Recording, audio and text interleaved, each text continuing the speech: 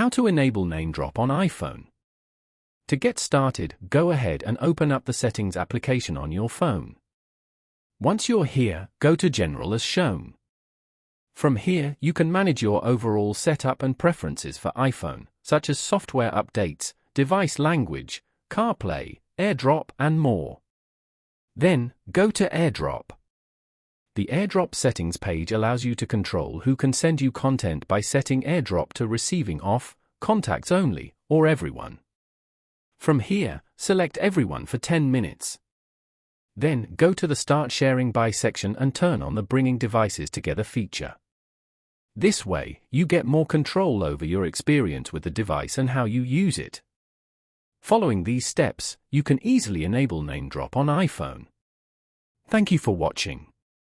Please leave a like if this tutorial helped you, or leave a comment below if you have any questions related to the video.